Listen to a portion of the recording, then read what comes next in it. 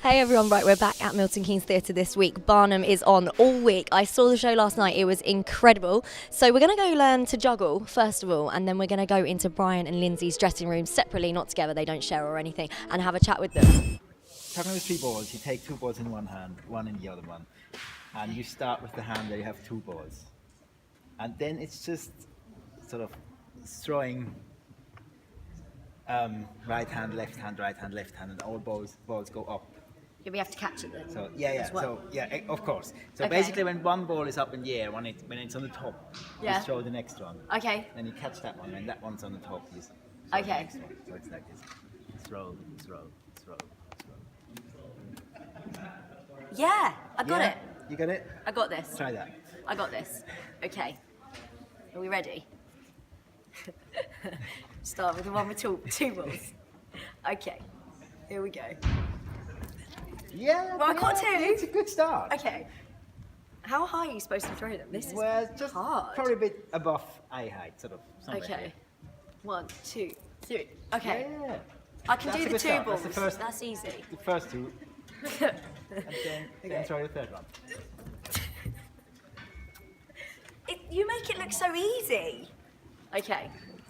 A bit of practice in there. Okay. Look, should I just pretend that I'm doing it? Does that work? Okay. It's the third ball. It's getting me. You throw the third one a little bit early, actually. I'm throwing it early. Yeah. Okay. Can you tell me when to throw? Say throw. I'm going to go. Okay. Are you ready? Throw. Yes. Oh, that's really slow. So, yeah, it is quite Oh, slow. okay. Slower than you think. Slower than you think. Okay. Slow and steady wins the race. The turtle always outruns the hare. Isn't that right? Okay. Just about. 1, Throw. Yes. See, I was never very good at netball.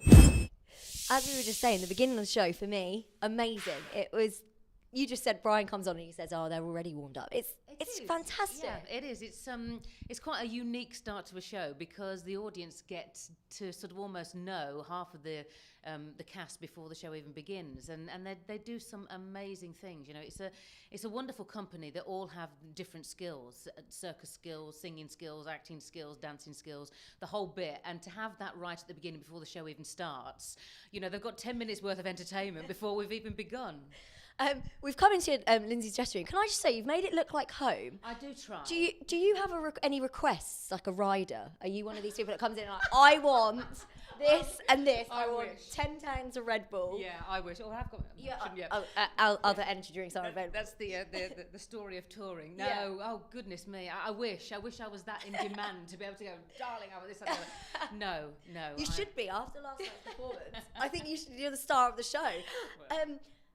I want to just talk to you about the emotions that you go through on stage as a character, because everyone goes to see Barnum. It's such a big, spectacular show. It's so high energy, but actually there's some really raw bits in there between you and Brian. Yeah. What's it like to adjust from going from the really happy, like, rah, rah, look at this high energy dance, to then a little bit more soulful? Well, I mean, I just think that the Chairie character, the part that I'm playing, is kind of this sort of... she kind of roots the piece in a way because like you say, there is so many wonderful energetic things going on, and yet at the complete core of the piece you've got this woman who is trying to just rein her husband back all the time and just be his rock and guide him so that he doesn't make silly, ridiculous mistakes.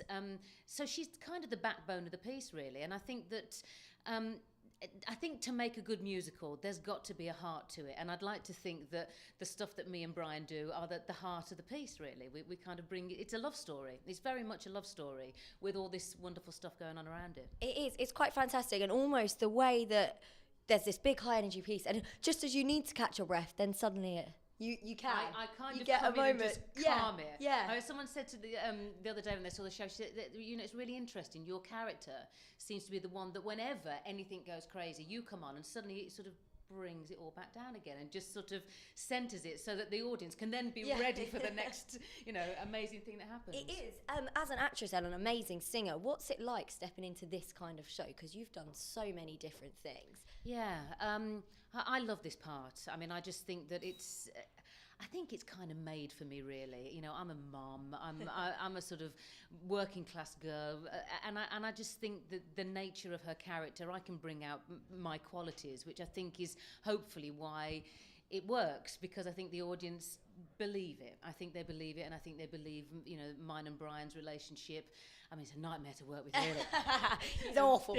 No, we get on great, and it's you know, it's a very it's a strong relationship. Coming into it, is it above what you expected? Like you say, you're a mum, it's quite easy. And I think actually it helps the audience connect with the characters, the way that we discussed at the beginning when all of the characters are there. Almost like we are really watching just two normal people telling their story. Yeah. It's not... Well, I think that's what, you know, we've tried to do. I mean, you know, Brian's a very natural performer, and I think that, you know, we if we have a similarity, it's that we're not actually very technical. We're just quite real. So whatever happens, we go with, and I think that makes for quite an instinctive and you know, just exciting live performance. And I just think that the relationship, I think this show really does work if you've got two people that connect, and I think we do. Yeah, I definitely agree with that. What is your favourite bit? One favourite moment of the show? Oh, goodness me. Tricky one. If you'd have asked me which was my least favourite, I would have been able to say like that. Okay, go start with the least favourite. That fascinated me. So can we talk about this in a minute? But I need your most favourite first. Oh gosh, most favourite.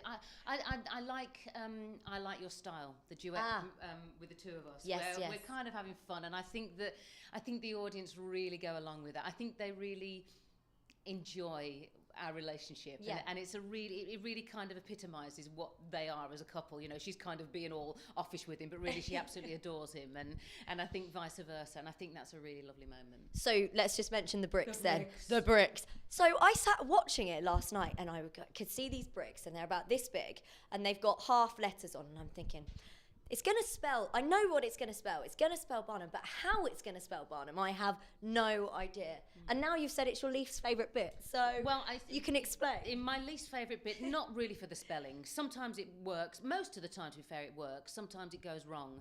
The reason why it would go wrong is if a brick gets dropped. The bricks are extremely heavy. Are they? Yes. So what the audience don't realise is that actually our muscles are full. We're really toned. They are very, very heavy bricks. So by the time you get to throwing 12 bricks in a row at speed, by the end of it, and if they come at you the wrong angle, then you can get practically decapitated. This has been my sort of stressful moment in the whole thing. Well, that is crazy, because I looked on stage and thought, oh look, they must be just like foam. No. And you're all throwing them at such speed. No. Well, that's it. I don't know what to say. No. I did say to the choreographer, please, the next time you do this, for the sake of poor Chairie, will you let her just sing the number and not have to throw bricks as well? Or get some lighter bricks, maybe. Some lighter bricks. Well, we'll leave you to carry on getting ready. Thank you very much. Thank you. Good luck, Aimee. Good luck. My daughter's called Aimee. Oh, how does she spell it? A-M-Y. Oh. What are you then? A-I-M-E-E. Just to be a little bit different. I think my parents knew I was going to be a little bit of a troublemaker. Are we ready? Right, we're rolling. It's all good. Hi, Brian. Hello, Aimee. I should say hi to the greatest showman ever on earth. Thank you very much indeed. That's very kind of you and a huge compliment. And I don't know if you mean it or not, but I'm very happy to take that compliment. I do mean it. I am only last week got a letter saying that I'm going into Who's Who. Oh. And if you're in Who's Who, that means you're someone. That is quite exciting. I know. That is very exciting. I know, it goes up with my royals and I don't know, whatever else I've won, but National Television Award and things like that. So you're officially a Who's Who? I am. Great. I know. So there you are. You've got your own little, what's the word I'm looking for? You know, Exclusive. Exclusive, right there. An exclusive. Yes. We love it when Aimee gets an exclusive. Just looking around your dressing room, you have a bed? Do you feel like you need to nap a lot? That's a very good. Yeah, there it is. Yeah, look, nice Well, bed. no, it's not mine. I mean, I've just inherited it. I have no idea what's gone on. Have you actually used it? No, I don't even sit on it. I mean, it could be all sorts gone on in there. They changed the sheets from the last person. I hope they did. But no, it's always sparse, but that's showbiz, you know. That is. I watched the show last night, and I thought it was fantastic. Oh, thank you. Absolutely amazing. Thank you. Obviously, you were amazing.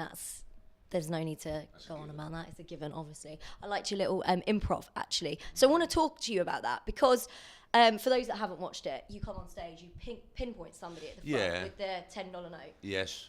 Do you always do that? Is that something that happens? Oh, yeah. Change the name every Yeah, night? of course, yeah. And then you never know what they're going to say. They do say some funny things, and we just embrace that. But I think, you know, what you've had at the beginning of the show for the first 15 minutes, you've had the whole company out on stage, and they've been working the crowd. And so we just felt, and I felt, you know, it's very much my world. I said, look, Barnum's got to go out there and just sort of whip them up a bit more. But then within about 5 minutes, we gradually hook them in, and we are now part of this is the show now. It's just the initial sort of, you know, and it just puts them on edge. And I love that because they're all sitting going, right, we're going to watch a show now. And then, oh, God, he's talking to us. Yeah. Oh, my God. I mean, do things. Ralph last night was quite scared. You can see it in his face. Yeah. But we've had all sorts, and that's what I love about it. You know, that sort of freedom, especially up front. But Barnum very much talks to the crowd a lot of the time during the show. So one of the things that, well, my favourite things I loved about it was that initial beginning, seeing the whole company. It didn't really feel like by the end of the show, I forgot I was actually at the theatre, and I felt like I was watching a circus show. Which is amazing, and that must be amazing for you because it's just like you're doing a job on a job kind of thing. What I love as well is how everyone goes, do you know what, I want to go away and find out more about Barnum. Yeah. And who he was. And he was the first millionaire in America, and when he died, he was the richest man in America. So it's that's a lovely achievement as well, you know, for people to go away and be enthralled by the man and goes, well, is it really true? Did he really do all this? And yes, he did, you know. It's for Sir Cameron Mackintosh, and he doesn't do anything by halves. No. So the man's a billionaire and owns 8 theatres in the West End. So he's not here to make an extra 200 quid. He wants to get it right, and that was his passion. You know, he's always. I think Sir Cameron really is Barnum. He is a modern day Barnum. He is the modern day. But you're no stranger to show business. You have done so much. So what's it like stepping into somebody, like you said, who was the richest man in America, who was the first kind of showman himself, into his shoes? Without a doubt, daunting initially because of how much there is there, because you're on all the time. So there was an incredible amount to learn. And to top it all, to close the first half, you have to walk on a wire, which... you know, sometimes I do it and sometimes I don't, and you know, and then I go up and I try again. I have to say, if I fall off a couple of times and then eventually get across, I get the biggest cheer ever. But as you can imagine, like with the beginning as well, there's lots of comedy when I do fall off, I can assure you. So the wire, where you walk across it, I heard leaving the audience in the interval last night, there were a lot of speculations going on, like, it's got to be a foot wide, it's got to be this. So you've just said that if you fall off, you get back up and try again. Yeah, I mean, the first thing you learn is how to fall off. So as you fall, because there's no safety net, you're 7 foot up and it's 10 foot across, and you have to. But if you notice right at the very beginning, I go like this. Yeah. Just to make them go, there's nothing there, you know? And it really is just a tiny little wire. But, you know, I suppose that's what makes it even more sort of people on the edge, because they're not looking at a professional wire walker, as I'm not. But or I spent a long time rehearsing it. A professional fire eater. I know, I fire it as well, and I walk on stilts, and I do a little bit juggling and a little bit of acrobats, but... Can I ask, did you do any of this before you took on the part, or did you learn? I knew how to fire eat. It's incredible. Yeah, I know, and that was part of my live act for many years, so, you know, I said, I could do some fire eating at this point. But, and it sort of feels as if, you know, oh, hello, there's the door. Spooky. Can you get a bit of oil on that door? Can you get a bit of oil on that door? Yeah. Give 2 more minutes, otherwise. All right.